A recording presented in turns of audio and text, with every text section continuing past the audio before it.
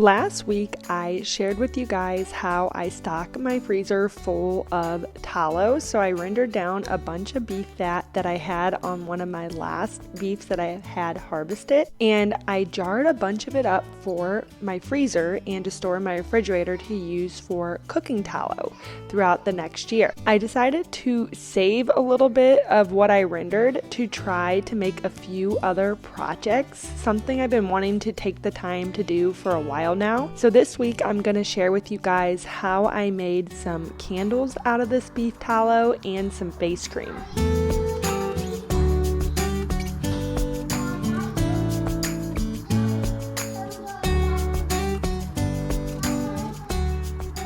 The first project that I wanted to try this week with the tallow is homemade candles. It was a pretty easy project, but I wanted to make sure that the tallow had all of the beefy smell out of it before making the candles, so I decided to render it one more time overnight. And then this morning, when it was still warm in the crock pot, I mixed some up with some essential oils. I did lavender and clove to give it more of like a Christmassy type scent. And I had these cute little amber colored jars just sitting in the closet because this was a project that I wanted to get to for a long time and never did. But now it's winter and I've got a little bit more time on my hands, so this was a fun way to spend an afternoon nap, just making these little tallow candles, and I actually have a fun plan for them this holiday season.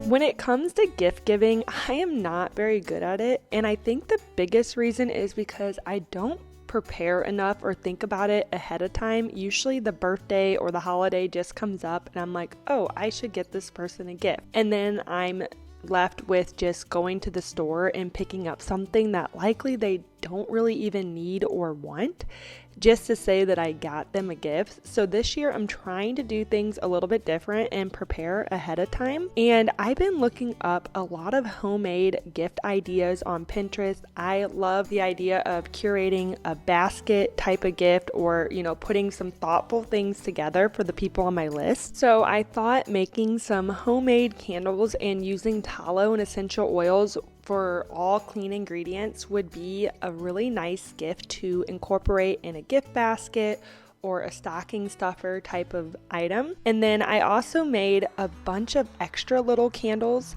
that I plan to hand out at the farmer's market and just give them to some of my customers that have been coming to me all year long and buying beef and supporting our farm. I thought it was neat to be able to use the tallow from our own farm and just have like a little farm to table type of gift to hand out at the market. And while I was doing it, I made some extras in some bigger jars that I had on hand, so that way when we get invited to a holiday party, I have some I can throw together a hostess gift very quickly, or I can include them in some of the gifts I get for my family members. And honestly, it was a really simple project, so I could definitely see making more of these throughout the season to have on hand for more gifts and just to burn in my own home.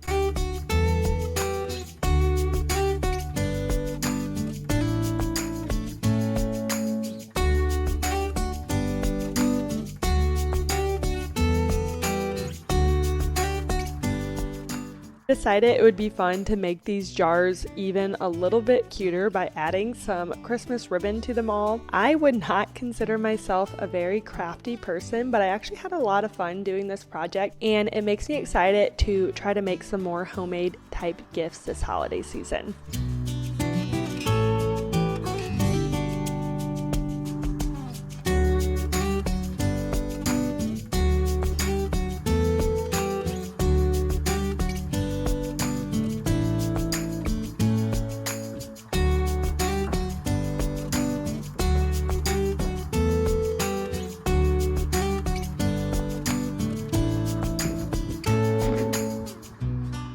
Something that I've learned over the years of farming and then now having young children is that every change of season brings on a new rhythm.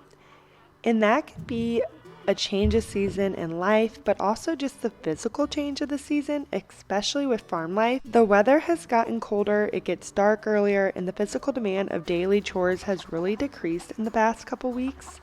So I find myself not getting outside until later in the day, usually after 11 or so.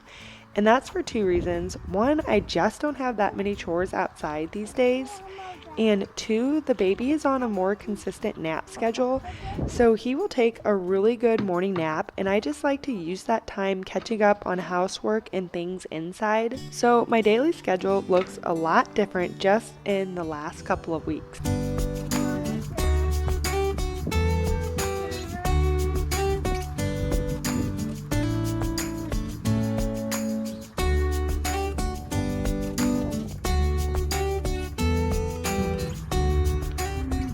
I find that with every change of season, it takes me a little bit of time to settle into the new schedule and find that new rhythm. With small children, some farm chores, a house to run, and a small business, I find it really important to structure my days in a way that utilizes all of my time, but also isn't overwhelming.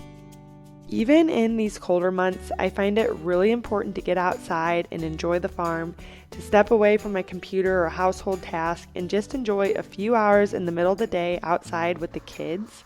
Fortunately, on a farm, that's usually pretty easy to fill that time because there's always still some form of chores that need to be done. And typically during the middle of the day is when the weather is the nicest.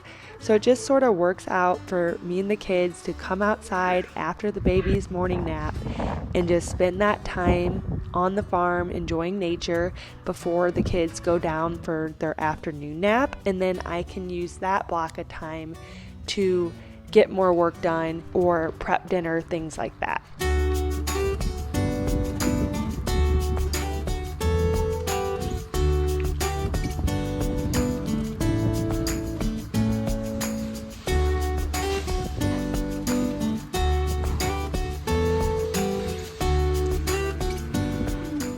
So back inside for another afternoon nap, and I decided to make some tallow face cream. My plan is to make a few jars of these to have on hand to add into my homemade Christmas gifts this year for people on my list. I have not made my own face cream yet. It's something I haven't taken the time to do, but I have tried a lot of other tallow creams from people that make them and sell them at the farmer's market. And I've looked up a lot of different recipes. It seems like the creams that I end up liking the most are the ones that are used with the mixture of tallow and jojoba oil. Definitely probably not pronouncing that right, but I've tried some with olive oil as the base mixed in or coconut oil, and I just never loved the feelings. Also wanted to add in some tea tree oil because that's something that I love to include in my skincare routine for all of its healing properties. Another thing that I learned by trying so many different tallow creams is that I prefer ones that are whipped. So I found this recipe online, and after giving it a go, I think there's a few things that I would do differently next time. I didn't love the results, but they're still going to make some really nice Christmas gifts. But I definitely have a few things that I'm going to change next time that I make tallow cream. I started off this process by thawing that block of tallow that I had left in my freezer from candle making, and I just wanted to scrape off any impurities that was left on the block. But by this point it was pretty clean, so then I just made a little double boiler situation on my stove so that way I could get the tallow nice and melted to add in my oils. And then I let it sit out on the counter for a few hours to stiffen up a little bit before transferring it into the mixer to do the whipping part. This is the part that I wasn't so sure about. I didn't love the way that it whipped up. I thought it would have a little bit nicer of a texture. I'm not sure if that's because I added too much oil or if I didn't let it sit long enough before whipping it. So there's a few things to try to experiment with on the next batch that I make, but it still made a pretty nice consistency of a face cream, and I've been using it on my face for a few days and I really like it so far. So these will be a nice little touch to add into some gift baskets for Christmas time. There is finally a frost in the forecast, and I say finally because it seems like it is just much later this year than normal.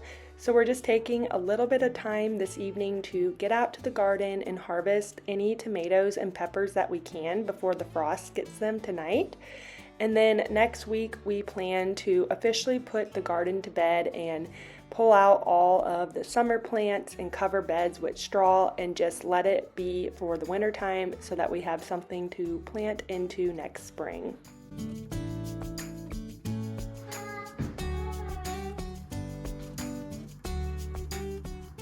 We have plans to really switch up what we're doing in the garden next summer, and our biggest thing is this past summer we had a building project on our farm, so we were not able to use our original garden space. We had to move our garden, which really set us back for crops this summer because we didn't have the beds really well established. So that's why this fall we really focused on cover crops and getting our garden ready so that we can plant into it next spring and kind of be ahead of the game, or at least not be behind. And then this winter, my plan is to try to just get a feel of all the different recipes I'm using and vegetables that I wish I had stocked in my freezer or canned in my pantry. So that way we know what to grow next year, and we can really focus on the types of crops that are going to feed our family, the things that we eat or use in daily recipes. And we also plan to plant some fruit trees. So we really want to plant some apple trees and pear trees. Raising our own fruit is something that we have never done before, so we know this will take a lot of time to get those trees established. So that's why we want to try to get going on it next year. And then hopefully in a few years we'll have some apples and pears from our farm as well.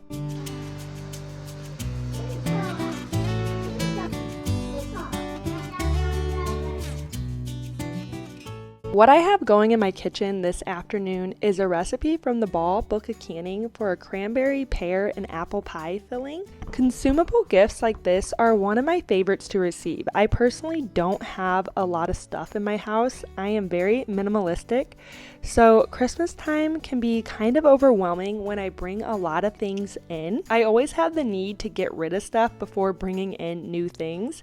It's not that I don't like new things, it's just stuff that adds clutter to my home really doesn't excite me. So consumable gifts bring me a lot of joy, which serves their purpose as being a gift, because then I don't have to worry about storing it or adding clutter to my home.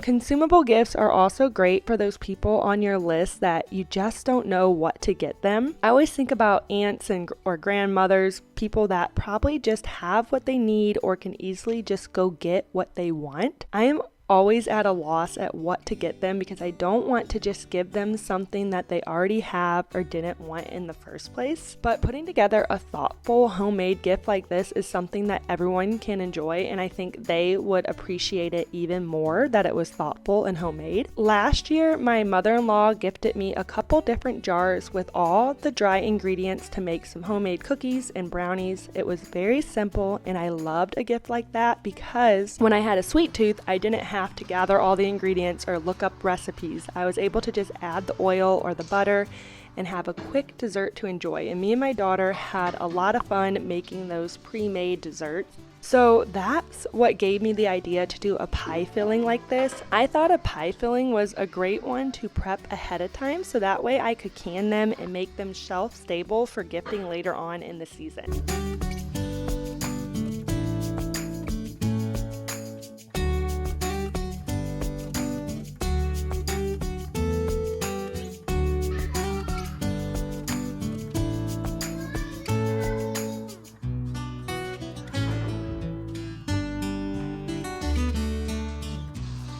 I think Christmas time is such a magical time of the year. There's just a feeling in the air, and it seems silly saying that, but it's really that part of winter that just is so enjoyable with all the different festivities going on.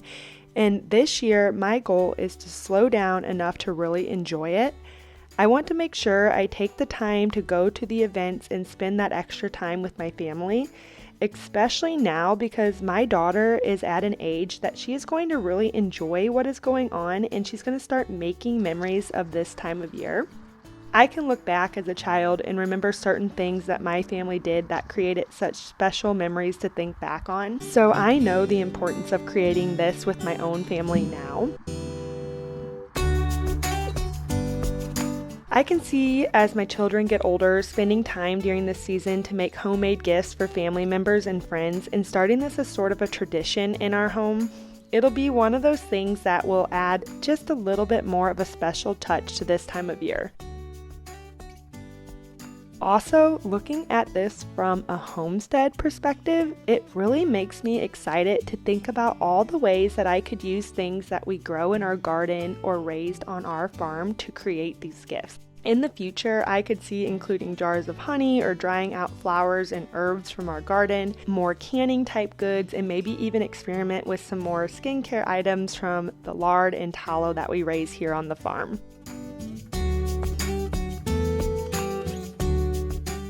Homemade gifts really are just so thoughtful and special, and honestly, the possibilities are just endless when you really start thinking about the things that you can make in your own home and gift it to different people on your Christmas list.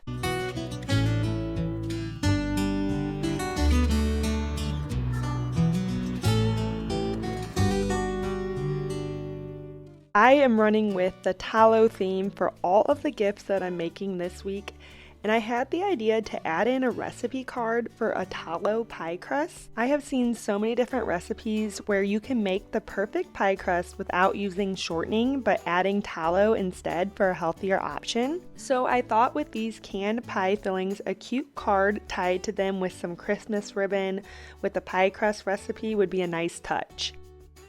I decided to make some pie crusts to store in my freezer. That way I could try out the recipe that I'm going to be sharing with others and also had them on hand for pot pie or dessert recipes this season.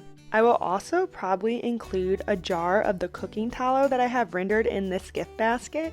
So it'll be a canned jar of pie filling, a jar of the rendered tallow ready to use, and a recipe card with how to make the tallow pie crust.